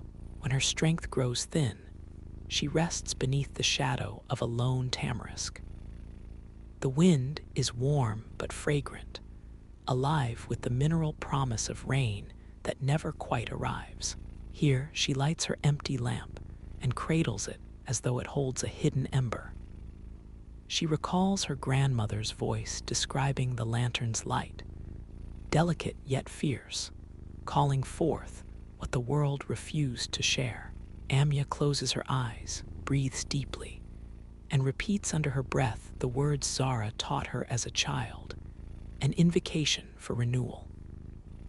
The words wrap her in the comfort of ritual, a lull that is less about belief and more about determination. She rises, and on the edge of her awareness, senses something subtle shift. The air cools, and a faint tremor runs beneath the sand, so faint it might be imagined. Unspooling the map once again, Amya notices a shimmer at one of the corners, where morning dew once wetted the parchment. A new symbol surfaces, hidden until touched by sun and her own persistence. It is the mark of a spiral nested within a circle, the ancient sign for an enduring well. Excitement coils in her chest. Perhaps hope and effort together have awakened some truth lying dormant in the map. Buoyed, she pushes onward, the landscape changing in quiet increments. Outcroppings of flint and quartz dot her path, sparking with heat. When dusk approaches, she finds herself at the edge of a wide basin, rimmed in distances tinted violet and ochre. Old stones mark a circle on the ground, their alignment deliberate, an echo of communal purpose long faded. In the center, a low mound, crowned in bleached shells, the relics of a vanished shore and vanished waters. She kneels, pressing her palm into the earth, feeling the pulse of cold beneath the layer of sun-baked sand. With patient hands, she digs, scraping through gravel and dry crust. Night crowds in, the sky overhead flaring with meteors, the air alive with a hush as if the desert is withholding its breath. At last, her fingers touch dampness, a layer slick and promising, not water yet, but clay heavy with what once ran. Tears prick her vision, but she does not weep. Instead, she scoops this clay into her palm, lifts it to the dying light, and whispers the blessing Zara once sang, a song not for the living or the dead, but for everything poised to be reborn. The land listens, The wind carries her voice. In the small, clay-stained pool of her hands, Amya feels the first stirrings of reawakening, the ancient pact between water and those who search, renewed once more under the gaze of indifferent, immortal stars. Night lays a dark, silken tapestry over the desert basin, and Amya sits at the center, her fingers stained with clay, the taste of possibility sharp on her tongue. The cold is a gentle thief, stealing the memory of daylight from her skin. Above, stars repeat the ancient language of routes and crossings. In their constellations, empires and lost tribes sleep, each story pricked out in pale fire. She sets her battered lamp in the circle of stones, feeling for the first time not loneliness, but belonging, as if her arrival was waited for, quietly, through uncounted seasons. From the hollow she has unearthed, a faint chill breathes upward, a promise more than a reality. She scoops a little more clay and leaves it beside the lamp, then draws a slow circle around herself in the dirt with the edge of her heel, a mark of intent, a fragile boundary between peril and protection, the invocation her grandmother gave her drifts to her lips. Amya's words are slow, a cadence learned from lullabies and the measured patience of water-seeking stone. She closes her eyes, listening for that sound in the darkness, the shy approach of moisture moving, withheld, then yielded from beneath layers of history and thirst. As her voice fades, wind stirs. It comes not violently, but with a searching pulse, caressing her cheeks and threading through the low stones. Grain by grain, the sand shifts, exposing fragments of memory, the curved handle of a vessel, a broken shell, the glint of old metal dulled by centuries. Amya turns her lamp, sees its glass catch the faintest gleam from the stars, and wonders if this, faith in the unseen, resilience given form, is perhaps the lantern's truest light. A sudden flutter, like a moth's passage, brushes her ear. She glances up and the atmosphere has changed. The air is sharper, but gentle. There, by her lamp, a pale orb glows, not a flame nor reflected moonlight, but something that vibrates quietly in the space between shadow and memory. Its presence hushes the desert. The sensation is not mere sight, but knowing, intimate, trembling. Amya cannot say if she is witness to miracle or the convergence of all her longing and trial. The glow breathes, pulses, then steadies, illuminating a spread of dampness where clay gives way grudgingly to cool, hidden seepage. She brings the lamp close, holding it between hope and disbelief. Then she uncaps her gourd and pours the last smudges of water she's carried into its dry reservoir, a tiny libation. The light sharpens, then grows clearer. The clay at her feet darkens, a slender trickle coiling from earth to open air, shining beneath the orb's radiance. She lets herself reach, cupping her palm into the flow. The water, when it beads on her hand, is cold as new beginnings. She smells minerals and the faintest note of forgotten sweetness. It is more than she dared expect, less than a spring, more than a sign. The desert, long poised on the razor edge of indifference, has shifted, a threshold crossed through stubbornness, faith, and the gentle weight of ancestral memory. Over the next hours, the trickle builds, a murmurous thread gathering confidence as it seeps, the orb glowing in correspondence. The night has grown welcoming, the stars pressed in tighter, attentive, as if the act of water rising has drawn the world in closer.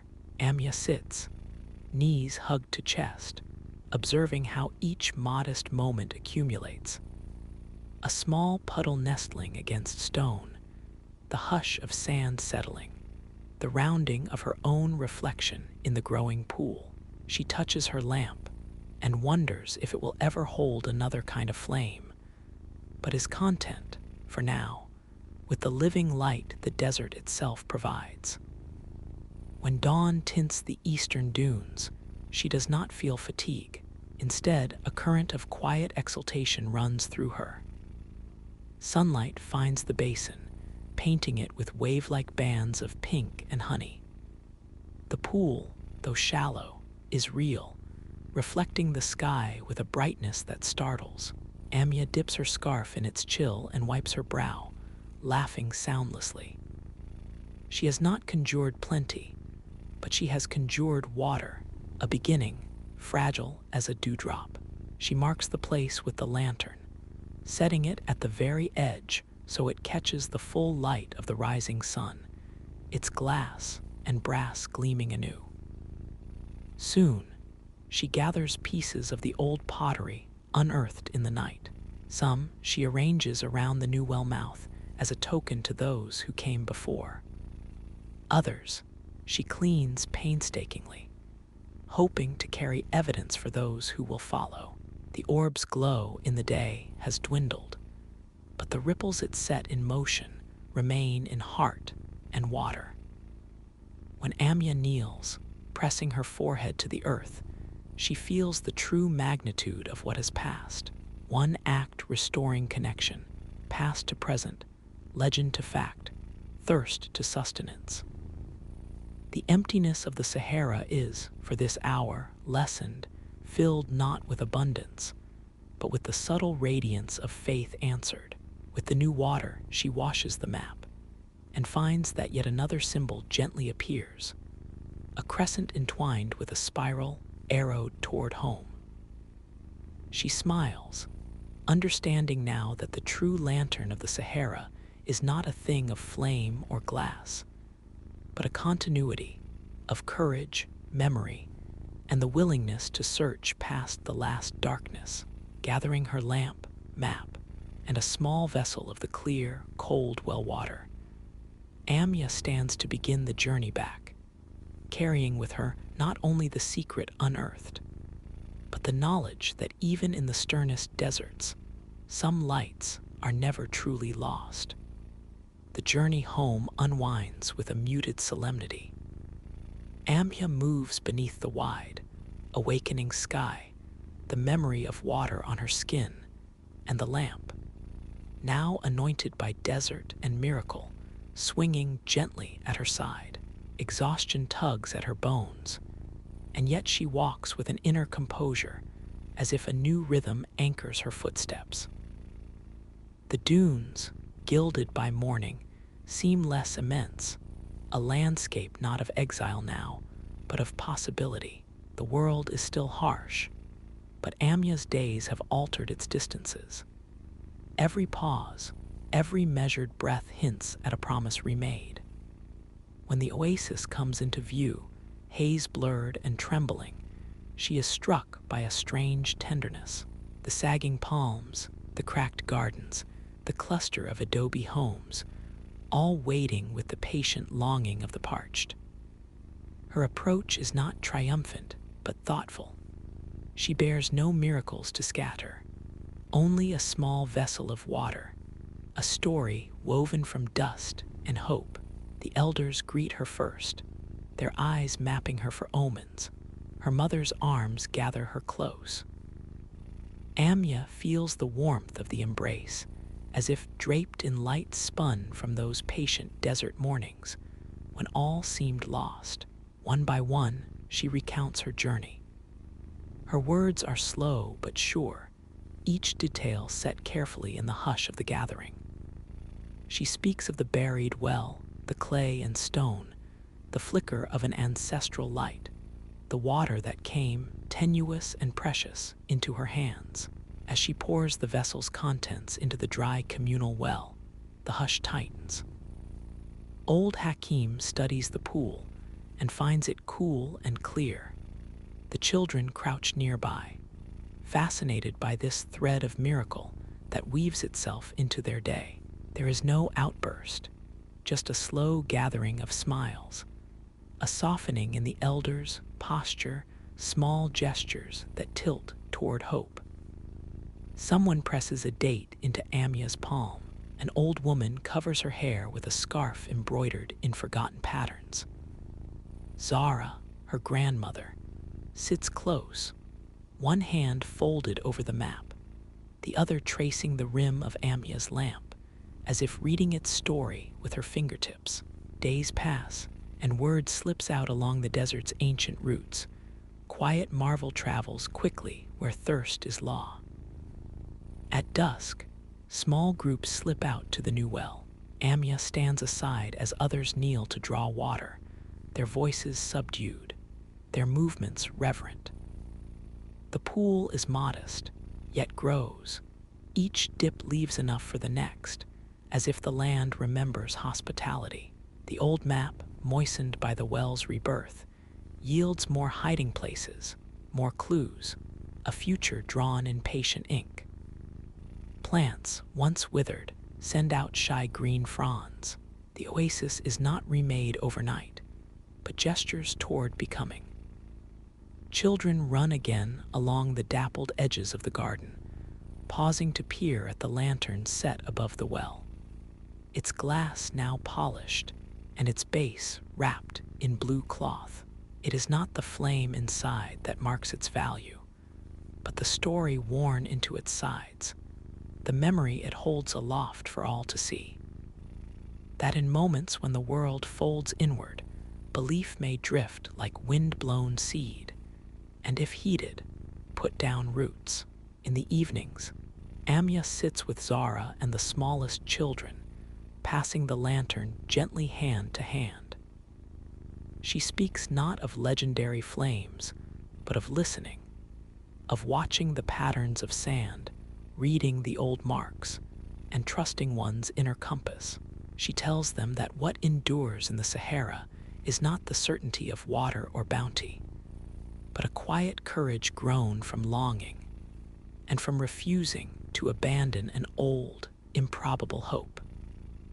And so, the lantern remains, no longer lost, but repurposed, a symbol that glows quietly, not as an artifact of magic, but as a keepsake of persistence, a vessel for tomorrow. Its place is secured by those willing to walk the desert with open eyes and hearts marked by memory. In the hush before sleep, with the oasis breathing more freely, Amya lifts her lamp to catch the moonlight, its glimmer folding across water, stone, and skin, and imagines 1,000 futures rising, one dawn at a time, from the wellspring she helped to remember.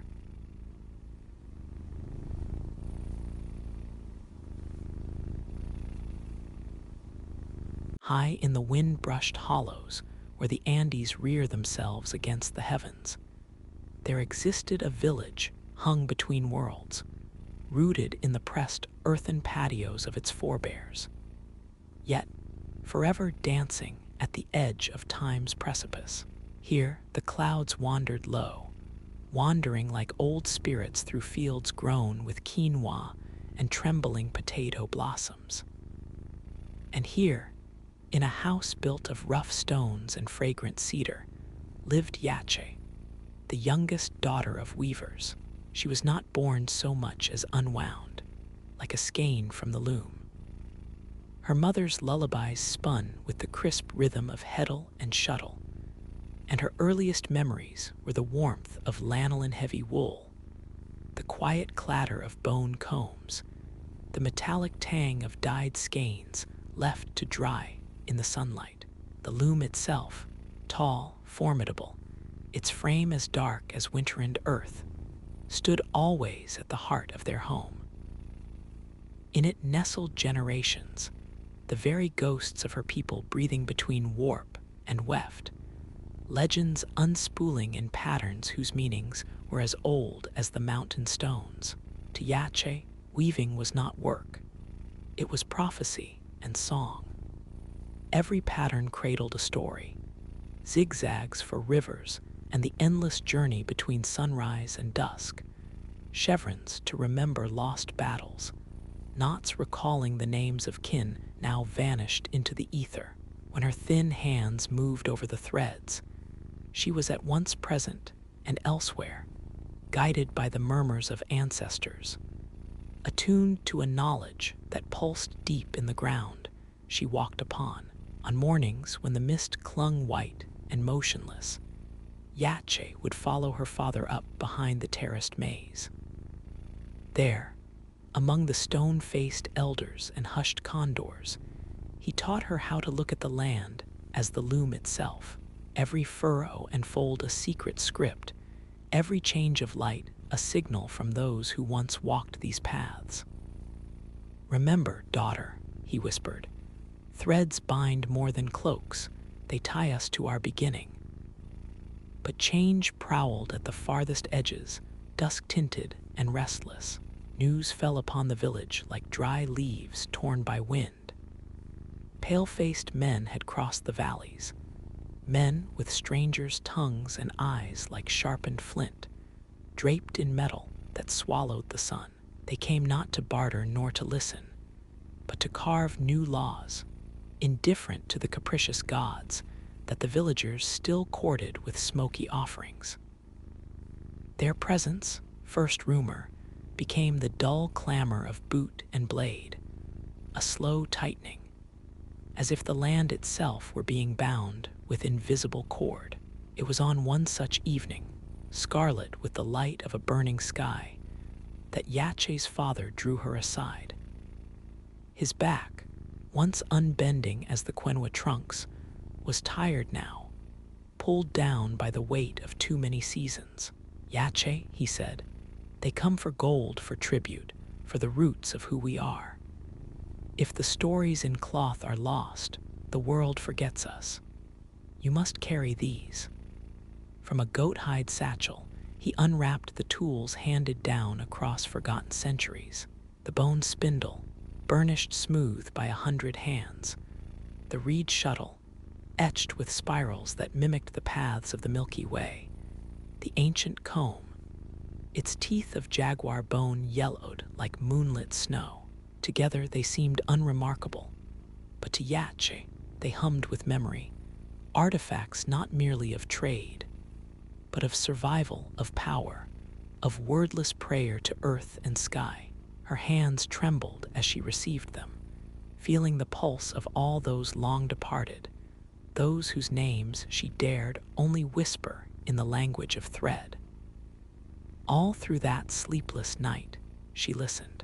The quiet hiss of the wind was no longer gentle. It carried the distant, discordant clamoring of foreign speech, the tramped rhythm of soldiers drawing near. In the common square, those elders whose hair was white as llama wool gathered in broken circles, muttering about gods angered and bargains sundered. Yache pressed the spindle and comb to her chest, sensing in their subtle weight not only the relic of a craft, but the inheritance of all that might soon vanish. As dawn unfolded slow and gold over the rim of the world, Yache stepped outside. The ancient stones underfoot recognized her, for she carried the memory of many. All around, the hills were smudged with the promise of fate, mornings like brittle cloth, unraveling at the edges, yet still beautiful, still brave. In her grip, the last tools of the Andes glimmered softly, a fragile hope against the gathering storm. Yache lingered at the threshold of her family's dwelling, as the first cobalt shadows of morning unraveled down the slopes. The village stirring beneath a sky that brooded with uncertain light. The weight of the weaver's relics pressed gently against her palm, cool and silent, as though they still considered whether to share their voices or let them slumber, sealed by fear. Beyond her, smoke rose thinly from each rooftop, twisting in the air like sacred thread. Somewhere, a rooster's cry was strangled by the uneasy hush that precedes catastrophe. The presence of the Spaniards, never seen but always felt, had become an ache in the chest of the community. An ache Yache bore quietly, her eyes measuring every stranger's footfall in the dusty paths, every shift in her neighbor's laughter. Children whose games once echoed with bird whistle mischief now played silently, glancing toward the ridges, as if expecting monsters stitched from mist and steel. Even the elders had fallen from their tales, their words turning brittle, uncertain if the old stories could survive the intrusion of gunpowder and the gospel of another god. Within, Yache's mother spun wool in patient circles, her face veiled by worry and the rhythm of industry. It was here, in the act of making, that hope resisted oblivion, wool drawn out and wound upon itself, gathering color from crushed cochineal, indigo, and the golden dust of marigold petals. The process was nearly sacred, the spindles spin a prayer of reassurance, a mantra tapped into the fabric even as danger crept closer. Yache moved gently to the loom. The familiar warp was taut, yet a new looseness haunted the weft, as if the threads themselves hesitated to commit to any future. She sat, her feet easing onto the narrow wooden beam, and lay her hands on the oldest reed shuttle. Her mind traced the pattern entrusted to her. The crossing rivers, the spiraling condor, the hidden figures of mountain gods peering out from zigzagged motifs. Each throw of the shuttle became an exercise in remembrance. Her ancestors had woven by starlight and drought, by festival torch, and the lull of distant thunder. Through their hands, disaster and jubilation had entered the cloth side by side, so that to wear such a tapestry was to carry the village's entire liturgy with dignity. Today, each pass felt like a question. Could memory survive a world remade by conquest? Could ancestral color stand against the pale, severe gaze of empire? Outside, the laughter of her younger brother drifted past the door, a rare, unguarded music, yet even he no longer roamed the wheatgrass gullies with abandon. He watched the horizon as if something sacred might breach it and sweep them all away. Yache's heart ached at his resilience, tender in its ignorance, and she pressed her lips together, weaving a blue thread, sky's promise, into the rising tapestry, vowing silent protection in every knot. Visitors arrived, neighbors, kin. The stoic cocoa-skinned matron known for reading omens in Guinea pig bones. They gathered quietly, as if her home's walls might cloak them from the shifting fate outside. An old woman ran her hand over the unfinished tapestry and murmured, "Each weaving is a map. They will one day follow these patterns to find who we were." Yache nodded, uncertain whether comfort or warning had been offered, but committed to the truth that art was their resistance, the cloth their defense, their story laid open for unknown tomorrows. In the evening, as ochre washed the fields and soft light cradled the hills, Yache's father returned. The look on his face, grave and unwavering, brought a hush to the house. He brought word of soldiers glimpsed at the farthest terraces, their armor like splintered sun, their voices shaking air that once belonged only to wind and prayer. They had begun taking, he said, food, tribute, a boy from a neighboring valley. The cost of peace written in the absence of a child. Her mother's hand stilled painfully on the spindle. Fear hovered, barely spoken. Yet her father, kneeling by the half-finished loom, looked at Yache with a stubborn hope. "We have lost much before. These threads remember for us when we cannot speak. Keep weaving, daughter. Let your hands tell the mountain what words cannot." That night, the loom did not sleep. Yache worked beneath a single flame, her labor a counterweight to the darkness gathering beyond the village. With each measured crossing of color, she recalled her grandmother's stories of a world that lived far beneath the skin, in symbols and shades, invisible to all but those who dared to touch the loom. And she realized, with a slow, steady certainty, that memory, when anchored to art, owed no allegiance to conquerors, only to those patient enough to listen for its silent call. The winter winds found new voices that year, sweeping down from the glaciers and carrying tidings of change into the hollows where Yache's village endured.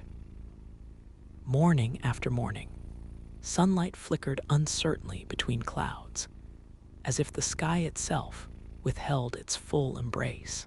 Shadows grew longer, not only upon the ground, but within the minds of all who moved through the days. Every gesture measured, every word weighed for what strangers might overhear. The soldiers had become a constant presence. Their armor, gilt but battered, flashed like fractured mirrors as they walked the sun-baked paths with a purpose known only to them, and perhaps to the priests who whispered in their wake.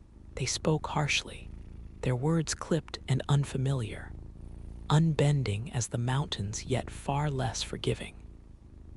Some villagers tried to reason or gift them small tokens, fruits, breads, the rare carving, but nothing softened their hunger. To the soldiers, the valley's bounty was a right, not a wonder. One afternoon, as Yache finished a length of wool the color of river-tumbled stone, the silence was pierced by angry shouts. She glanced up in time to see a neighbor pushed to his knees, his offerings spilled and trodden underfoot. Above it all, the commander's voice cracked like green wood in fire, demanding gold, obedience, faith. No answer from the crowd could satisfy him. Yache's father placed a calloused hand on her shoulder, not for comfort, but as a reminder to be still, to brace, to endure. That night, fear clutched the village, knit into every shadow that flickered on mud-bricked walls. Mothers hushed their children with stories that pretended nothing was lost, though they knew the threads of their world were unraveling with each new demand, each fresh humiliation. The council of elders again assembled, their voices muffled beneath layers of worry. It was decided. The sacred symbols, the oldest songs, would be kept hidden in memory, and on Yache's loom alone, her weaving became a covert record, the warp and weft spelling out prayers for the world's endurance. An odd stillness, sharp as the edge of a broken obsidian blade, settled in the following days. The fields no longer rang with cheerful gossip, and laughter became as scarce as the condors that once circled overhead. Even the river, swollen with meltwater, seemed to move more cautiously along its rocky bed, as if wary of what gazes now watched its passage. Yet for Yache, the loom called more insistently than ever.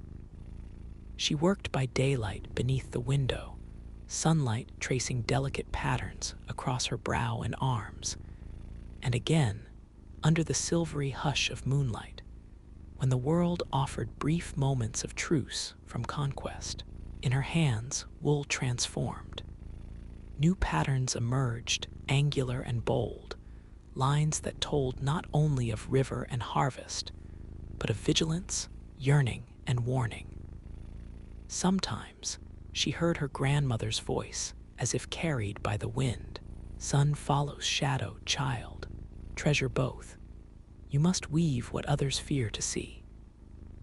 One morning, a stranger taller than the local men, hair the color of straw ripe for harvest, approached the house in the company of a soldier. He bore a book clasped in his hands and wore a crucifix at his throat, his eyes a cold blue that missed little. He asked questions about the weaving, Could Yache show him the symbols? Why such colors, such motifs? Yache bowed her head and picked simple, false explanations: fertility, rain, celebration, giving nothing of the stories hidden beneath the ornament.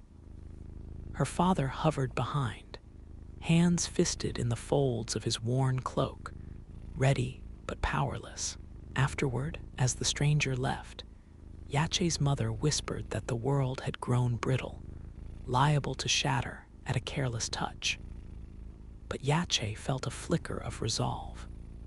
In secrecy, she began threading an unfamiliar red through her newest piece, alternating it with midnight blue. This was resistance colored with hope, a signal, perhaps, to someone in a future unclaimed by fear.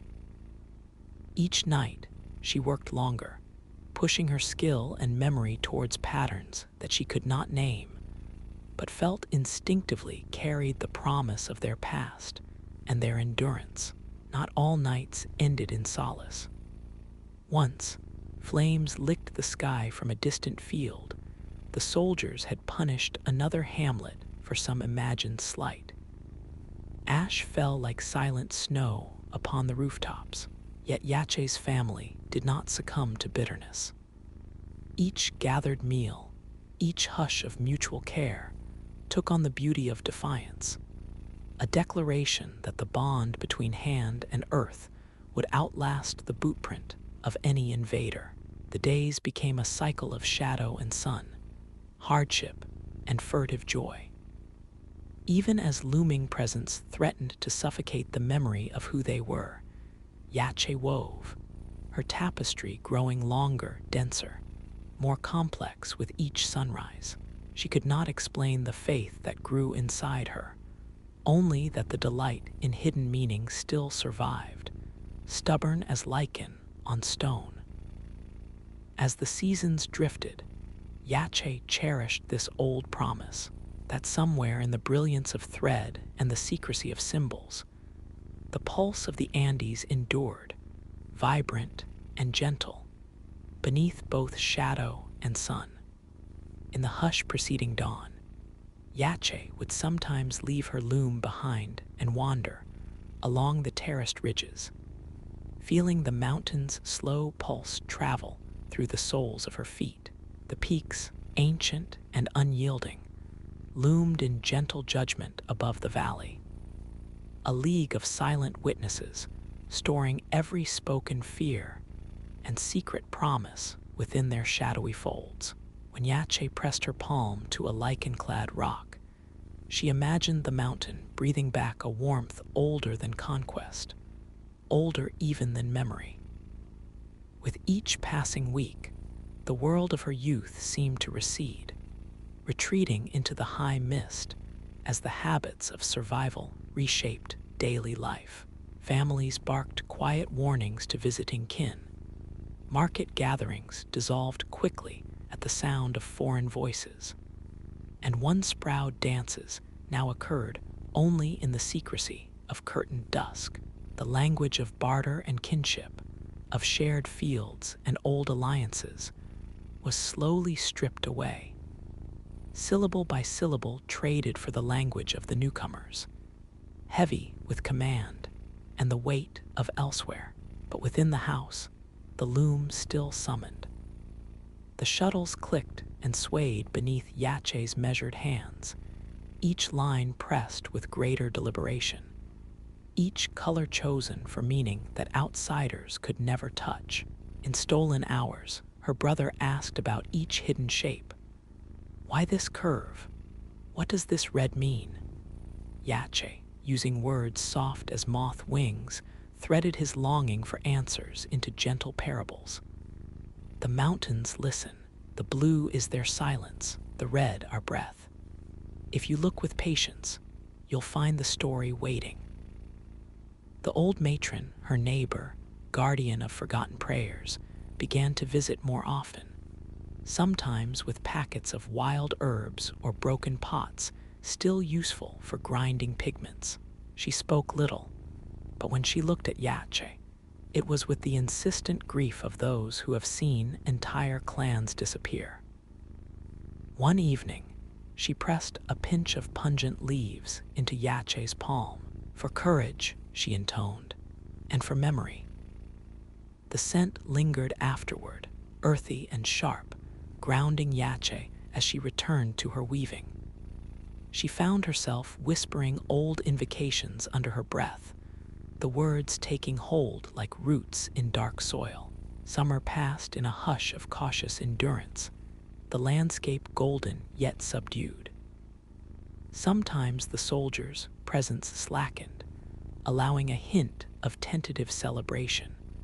A wedding crowned in wooden whistles, a silent dance behind shuttered doors. Yet every joy was trimmed with vigilance. Even laughter wore the hush of a secret. The children grew adept at vanishing into maze rows when boots approached. The elders became arbiters of absence, teaching which tunes no longer belonged to open air. One evening, the stranger with cold eyes, he who wore the cross, returned, this time alone. There was hunger in his manner sharper than before. He pressed Yache with more insistent questions, requesting a demonstration at the loom, intricate phrasing, the lure of curiosity half masked by authority. Yache answered in fragments, meeting each question with the careful ambiguity of those who know what it is to be hunted for one's knowledge. In her mind, she wove and unraveled, offering enough to satisfy, but keeping the deepest stories bound tight within the cloth. After he left, her brother asked, "Why not share what you truly know?" Yache's reply was quiet. Some stories must remain hidden. The mountain knows which words may journey beyond the ridge, and which must never cross the river. Her brother considered this, puzzlement chased by the dawning comprehension that safety sometimes lies in silence as well as speech. Soon after, a rumbling came in the night, a tremor, or so it was believed, but perhaps only the stamp of soldiers crossing some distant bridge in force. Unease settled into bone and sinew, manifesting in dreams streaked with images of flames and the echo of marching feet.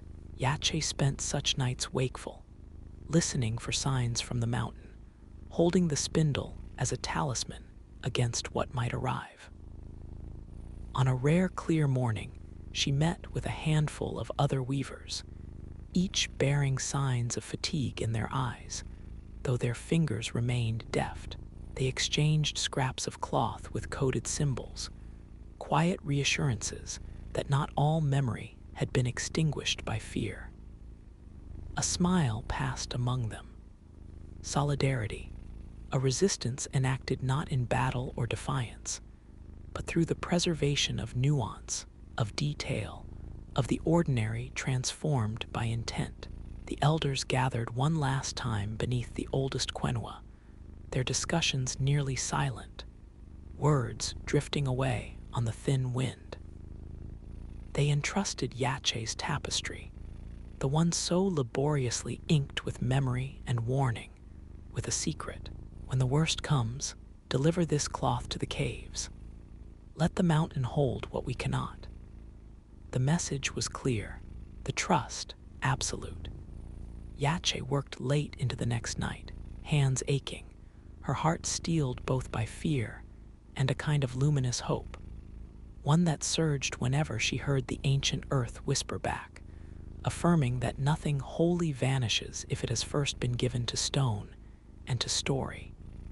The waning moon hung like a patient sentinel, as Yache found herself awake before first light. The village suspended in that peculiar quiet, where nothing breathes too deeply for fear of breaking the spell. All through her home, forms lay sleeping. Her brother's gentle rise and fall of breath, her mother's open palm folded over her heart as if holding something fragile in a dream. The old tools rested beside Yache's woven tapestry, silent but vigilant, as though aware their duty was reaching its most crucial hour. She rose and donned her warmest cloak, the prickly wool enfolding her like ancestral arms, the tapestry held close against her chest. She stepped out into the brittle chill, the air redolent with a faint tincture of wood smoke and thawing earth. This morning her task was clear, grave yet luminous. She must ascend to the mountain's hidden hollows and entrust the story of her people to a realm where conquest could neither trample nor consume. The trail, ancient and twisting, bore the marks of countless feet, impressions where bare toes had sought purchase, coils pressed by wary llamas, and here and there a scatter of obsidian pebbles left as private prayers. With every step, the tapestry's soft heft grounded her. Its dyed patterns, some sharp, some almost faded, telling her again who she was, what the valley had always remembered. The sky before sunrise blurred itself into a palette of lavender and iron, promising another day that would test the old ways yet again. As Yache climbed, a cluster of chaskis, runners, dispatchers of news, sped past on an errand for the newly installed magistrate. They nodded, hands tight on their message bundles, but their eyes softened when they noticed her burden. None questioned her resolve. It was understood, even without words, that all who clung to memory must choose the moment for its safeguarding. The higher she rose, the thinner the air became, as if the world herself required those who would approach sacred ground to shed every ordinary care before arrival. At last, the cleft appeared, a narrow gap in the stone, skirted by moss, known only to those shown it by elders who trusted the mountains to keep their counsel. Yache lit a single candle and let its fragile glow ripple along the stone walls, illuminating centuries of soot and painted marks left by others in times equally uncertain. Here at the threshold, she knelt and unfolded the tapestry, the patterns gleaming in trembling light. The indigo of rivers, the gold of maize, the crimson of warning and love in equal measure. With careful hands, she placed it into a crevice at the farthest end, where only the most patient eyes might ever find it. She spoke no words, none were needed, but in the silence, her heart recited the lineage of names, her lips forming an unbroken chain between yesterday and what might remain of tomorrow. The mountain received the offering with its characteristic restraint, neither blessing nor rejecting it, only holding. Returning in the full light of day, Yache's mind moved quietly between threads of worry and release. On the slopes, she found that others, too, had begun to reclaim the ordinary. Women bending over fields, their laughter returning in brief garlands. Boys racing to meet the chaskis near the storied bridge. There was no open celebration, for the shadow of foreign rule remained, and sometimes new decrees or sudden demands would remind all that peace was only a borrowed garment. Yet something subtle had shifted, a current invisible yet undeniable, the sure knowledge that not everything could be stripped away. The loom stood ready in her home, its wood shining where Yache's hands had kept it nourished with oil and care. She resumed her craft deliberately, inventing new patterns that mingled tribute to change with homage to persistence. She wove seeds and roots, the lines of starlit constellations, motifs borrowed from the conquerors, but set within a narrative only she could decipher. The villagers were drawn to these new creations, finding in the fabric, perhaps without understanding, the tension and hope of a people shaping themselves anew while refusing the graveyard of forgetting. One evening, her father returned, his face weathered by wind and uncertainty, but his eyes bright with a pride that did not require words. He sat beside Yache as the dusk deepened, watching the shuttle pass back and forth. No long speech passed between them, just the old gestures of mutual regard, the silence testament to all they had shared and safeguarded. Afterwards, her mother sang softly in the ancestral tongue, her voice drifting from room to room, gathering the family in a peace that had become more precious for its fragility. And so it was that the seasons wheeled on, each one marked by small rituals of endurance. Yache, still the last of the weavers, worked not only for herself or her kin, but for the quiet generations yet to be born. Every tapestry was a herald, each shuttle's passage a remnant of ceremony and courage. When children gathered at her feet to learn the art, to ask about the meaning of this or that color, she told them that the mountain and the sun both bore witness to their stories, and that the thread between them, though slender, would hold if they cherished it. New dawns would come, some heavy with sorrow, others rare and seraphic as rain after drought. And always at the edge of the world, the mountains stood watch, the memory of the tapestry breathing slowly in its secret heart. So the pattern endured, not as a monument to what had been lost, but as a living rhythm, resilient and bright, an old thread spun anew beneath the patient sky.